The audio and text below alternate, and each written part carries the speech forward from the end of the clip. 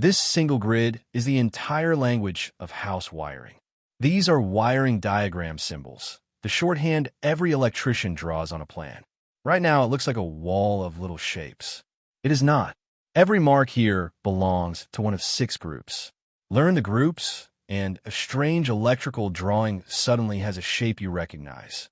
So we will walk all of them: outlets, switches, lights, the panel, and the wiring rules that tie them together. 2 of these symbols fool almost everyone. They each get their own moment. Let us build the whole legend, one group at a time. Here is the map. 6 groups, and that is the whole set.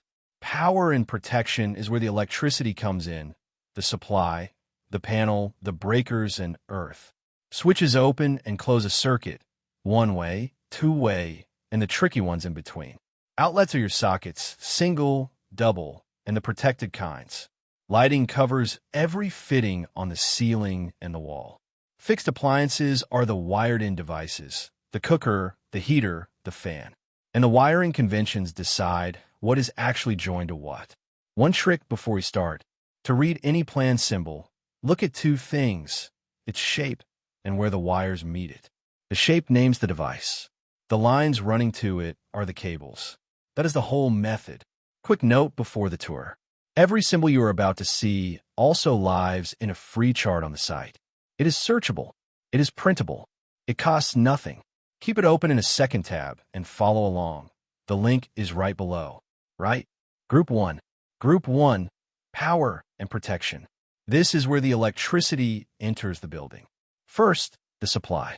An arrow feeding in from the street, through the meter, to your board. Then the consumer unit. The main panel, drawn as a long box with a row of breakers inside. It is the heart of the whole installation. Before the breakers sits the main switch, one big isolator that kills the whole board at once. Many boards also carry an RCD, a residual current device that trips on the tiniest leak to earth. Each of those breakers is an MCB, a small switch that trips when a circuit pulls too much current.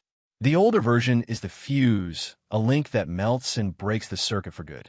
Both do the same job: cut the power before a wire overheats. And last, earth. The safety path, drawn as shrinking horizontal lines, sending a fault straight to ground. Supply, panel, breaker, fuse, earth, everything that powers and protects the house. Group 2, switches. And here is the first pair that trips people up. A single pole switch is the simple one. One cable in, one cable out, and a lever that makes or breaks the circuit. On or off. That controls a light from a single place. Now the 2 that confuse everyone. A 2-way switch, a 3-way in American wiring, has a common terminal and 2 travelers. 2 of these let you control one light from both ends of a hall. The trick is the travelers. 2 wires run between the 2 switches, and whichever one is live decides if the light is on. Put an intermediate switch, a 4-way, in the middle, and you gain a 3rd position or a 4th. It swaps the 2 travelers over. The rest are variations. A dimmer is a switch with a dial to fade the light. A pull cord hangs from the ceiling for a bathroom, where a wall switch is not allowed. 1-way, 2-way, intermediate, dimmer, pull cord, the whole switching family. Group 3, the outlets or sockets. This is where things plug in. The basic one is a single socket, a half circle sitting on the wire, one outlet on the wall. Draw it with 2 of those marks, and it is a double socket, the twin outlet you see most in a modern home. Some sockets do more. A protected socket, an RCD or GFCI, cuts the power in milliseconds if current leaks to earth. That is the one required near water. A switch socket has its own little switch built in.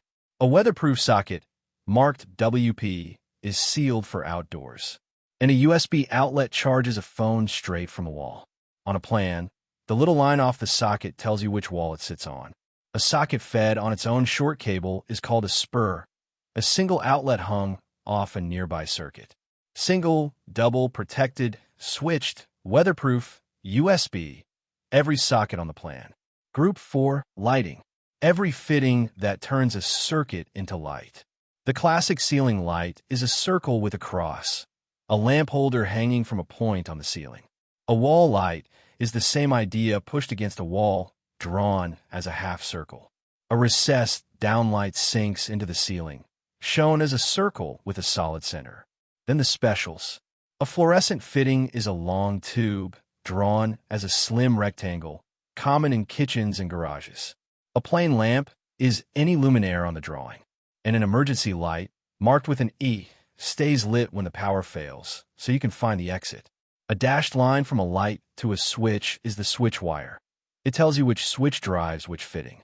Follow those dashes, and the whole lighting plan untangles itself. Ceiling, wall, downlight, fluorescent, lamp, emergency, the whole lighting layer. Group 5, the fixed appliances and devices. These are wired in permanently, not plugged. The cooker point is a heavy outlet for the oven, drawn as its own box on its own circuit. The water heater is the same idea for a geyser or an immersion tank. A fan, the extractor in a bathroom or kitchen, is a circle with blades. Then the small devices. A junction box is where cables meet and join, drawn as a circle with a cross. A bell or chime is a little dome for the front door. A thermostat, marked with AT, calls for heat. And a smoke detector, marked SD, watches the ceiling for danger.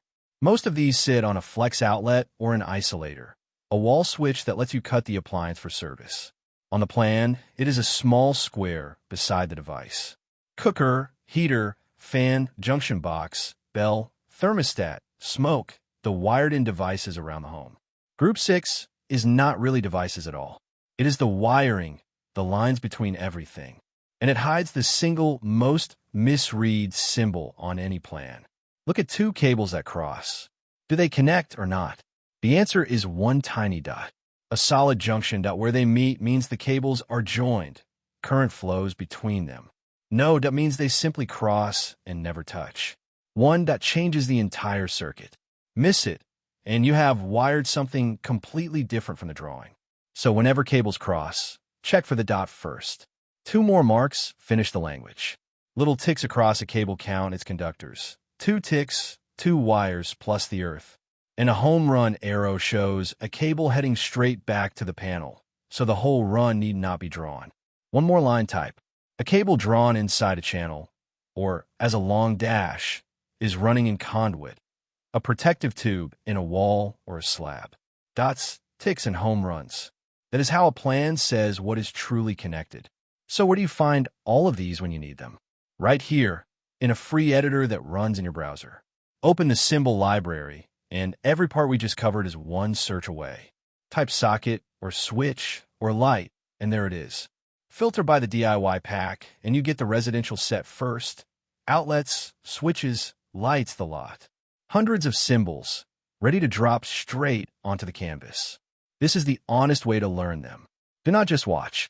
Open a blank plan, search for a symbol, place it, and wire it to the next one. 10 minutes of building beats an hour of memorizing. Everything you've seen is drawn in this exact tool, and it is completely free. So here is the whole legend in one breath.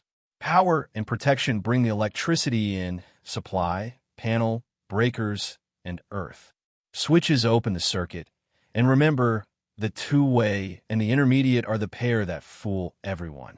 Outlets are your sockets, single, double, and protected. Lighting hangs it all on the ceiling and the wall. Fixed appliances are the wired-in cooker, heater, and fan. And the wiring is where one junction dot decides what is really connected. 6 groups.